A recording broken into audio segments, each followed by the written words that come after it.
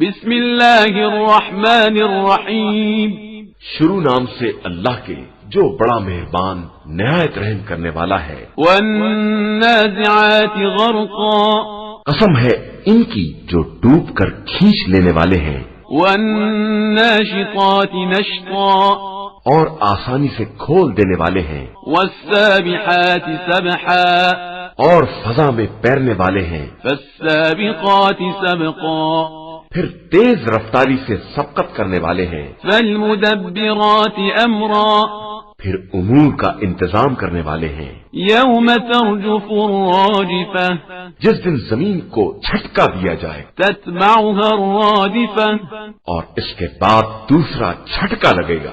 قلوب یومئذ واجفہ، اس دن دل لرز جائیں گے۔ ابصارها خاشعہ، آنکھیں خوف سے جھکی ہوں گی۔ یقولون ائنا لمردودون فی الحافرہ، یہ کفار کہتے ہیں کہ کیا ہم پلٹ کر پھر اس دنیا میں بھیجے جائیں گے؟ اذا كنا عظاما نخرہ، کیا جب ہم کھوکھلی ہڈی ہو جائیں گے تب؟ قالوا تلك اذا کرۃ خاسرہ، یہ تو بڑے گھاٹے والی واپسی ہوگی۔ فإنما هي زجرة واحدة، یہ قیامت تو بس ایک چیخ ہوگی، فإذا هم بالساهرة، جس کے بعد سب میدان حشر میں نظر آئیں گے۔ هل أتاك حديث موسى، کیا تمہارے پاس موسیٰ کی خبر آئی ہے؟ إذ ناداه ربه بالوادي المقدس طوى، جب ان کے رب نے انہیں تویا کی مقدس وادی میں آواز دی، اذهب إلى فرعون إنه طغى، فرعون کی طرف جاؤ وہ سرکش ہو گیا ہے۔ فقل هل لك إلى أن تزكى، اس سے کہو کیا یہ ممکن ہے تو پاکیزہ کردار ہو جائے؟ وأهديك إلى ربك فتخشى، اور میں تجھے تیرے رب کی طرف ہدایت کروں اور تیرے دل میں خوف پیدا ہو جائے۔ فأراه الآية الكبرى، پھر انہوں نے اسے عظیم نشانی دکھلائی، فكذب وعصى، تو اس نے انکار کر دیا اور نافرمانی کی۔ ثم أدبر يسعى، پھر منہ پھیر کر دوڑ دھوپ میں لگ گیا۔ فحشر فنادى، پھر سب کو جمع کیا اور آواز دی، فقال أنا ربكم الأعلى، اور کہا میں تمہارا رب اعلیٰ ہوں۔ فأخذه الله نكال الآخرة والأولى، تو خدا نے اسے دنیا و آخرت دونوں کے عذاب کی گرفت میں لے لیا۔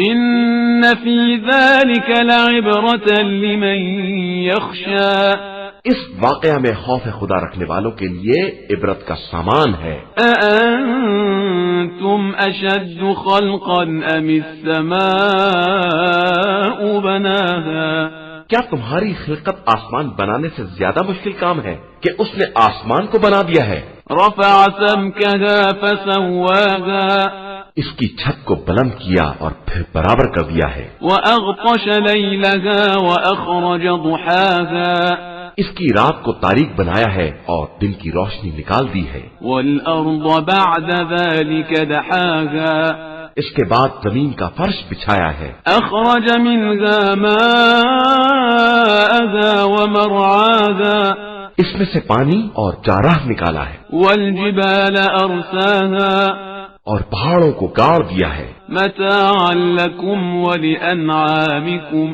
یہ سب تمہارے اور جانوروں کے لیے ایک سرمایہ ہے۔ فإذا جاءت الطامة الكبرى، پھر جب بڑی مصیبت آ جائے گی، يوم يتذكر الإنسان ما سعى، جس دن انسان یاد کرے گا کہ اس نے کیا کیا ہے۔ وبرزت الجحيم لمن يرى، اور جہنم کو دیکھنے والوں کے لیے نمایاں کر دیا جائے گا۔ فأما من طغى، پھر جس نے سرکشی کی ہے وآثر الحياة الدنيا، اور زندگانی دنیا کو اختیار کیا ہے، فإن الجحيم هي المأوى، جہنم اس کا ٹھکانہ ہوگا۔